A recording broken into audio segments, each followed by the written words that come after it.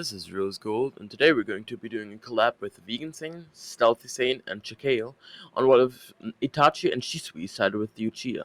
If you guys haven't watched part 1 on Vegan's channel, or part 2 on Stealthy's channel, the links are in the description, so go and watch that first. If you enjoyed the video, remember to like and subscribe. But without further ado, let's get straight into part 3. On Stealthy's part, we left off with the Land of Waves training arc. Naruto's capabilities currently consist of the Shadow Clone Jutsu, Wind Style Great Breakthrough, Fire Style Fireball Jutsu, and a defensive jutsu using the Nine-Tailed Chakra. Sasuke's capabilities consist of the Fire Style Fireball Jutsu, Fire Style Great Fireball Jutsu, and the Fire Style Phoenix Fire Jutsu, one Shadow Clone, and Lightning Style Substitution. Sakura's capabilities consist of a Genjutsu that is able to stun opponents for a short period of time, as well as a very powerful punch using chakra control. She also got an increase in her sensory abilities. We start off this part on the bridge that Tazuna is building. Over time, everybody starts to notice that the mist around the bridge gets thicker. Kakashi starts reaching for his headband as he sees two silhouettes in the mist. Sasuke throws a kunai at one of the silhouettes, and it's reflected. Naruto uses his wind style to clear up the mist and reveals Zabuza and the girl in the mask. Sasuke looks at the masked girl. Are you with him? I don't really want to hit a girl. Please note that Sasuke's character is very different in this timeline. This masked girl steps forward and takes off the mask. My name is Haku. I'm a guy. Everyone's fans' hearts proceed to get crushed. Haku proceeds to rush forward at Sasuke as they engage in a taijutsu flurry similar to Kanon. Naku locks Sasuke in a position and displays his preemptive strikes. He yells out, Ice Style, 100 Needles of Death! However, Sasuke didn't dodge. Sasuke's body gets stabbed by each needle, and then transformed into lightning, shocking Haku. Sasuke, now standing behind Haku, panting, whispers, Lightning Stone, substitution! Sasuke regained his composure, and Zabuza, just like in canon, belittled him. Naruto laughed at Zabuza, claiming that after the beatdown that they gave him earlier, he shouldn't be looked down upon, and Sasuke sneaked at that moment. Zabuza then claims that circumstances change. This fight will be nothing like the one before. Zabuza recast the hidden mist jutsu, and before Naruto could blow the mist away with his wind style again, Haku teleported next to him and whispered, Ice Style, Crystal Ice Mirrors. For the sake of simplicity, I want to make it so that Jutsu can't cast Jutsu inside the crystal ice mirrors despite the huge gaps between the ice. This makes it so that Naruto isn't able to clear the fog.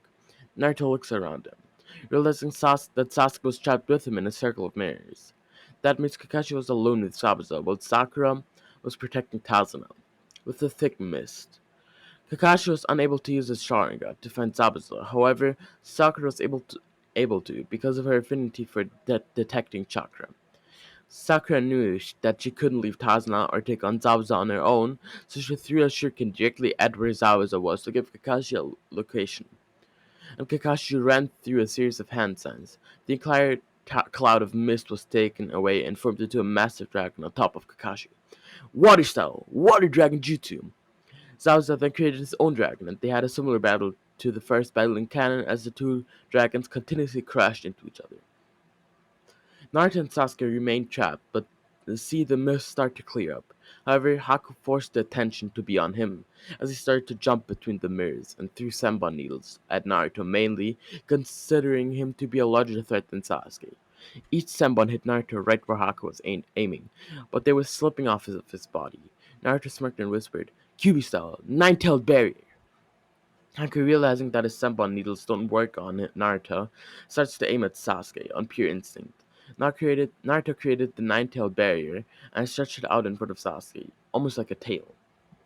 He looked around his body, and he had a nine-tailed barrier all over his body, and he quickly decided to call this the Nine-Tails Cloak. Sasuke looked at Naruto, confused. Naruto, you learned new techniques during this time. So did I. They looked at Haku.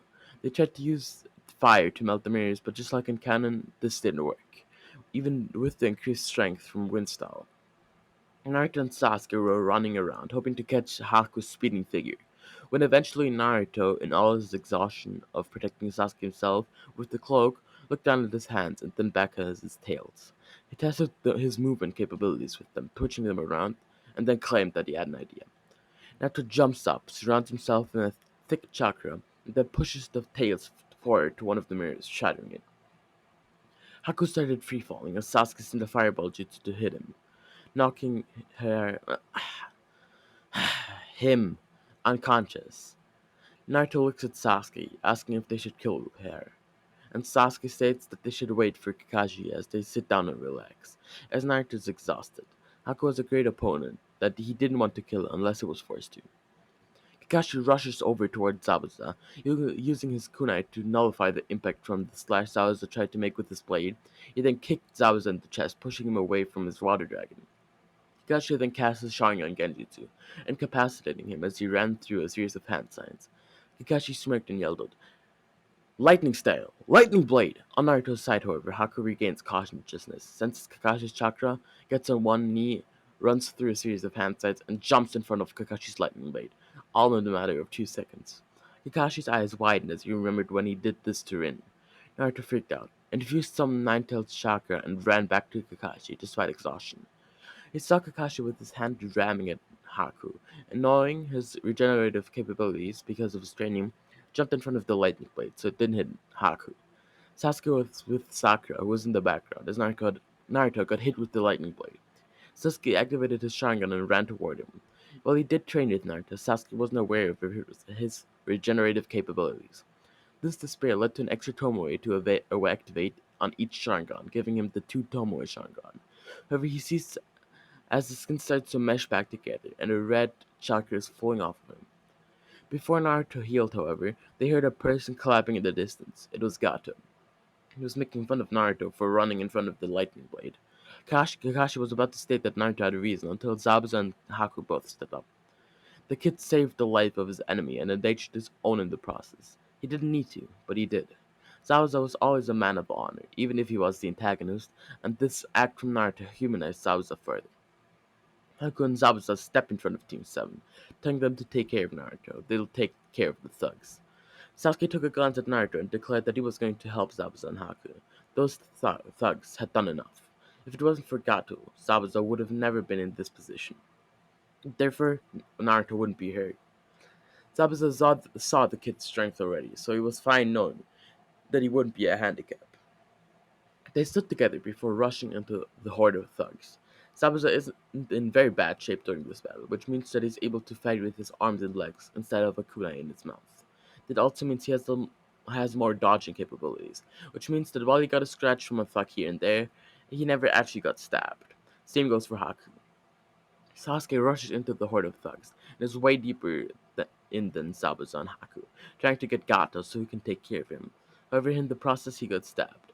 The thugs celebrated the victory of taking one of the three down until a flicker of electricity formed into a ball that shocked all of the thugs in the vicinity as Sasuke appeared right in front of Gato.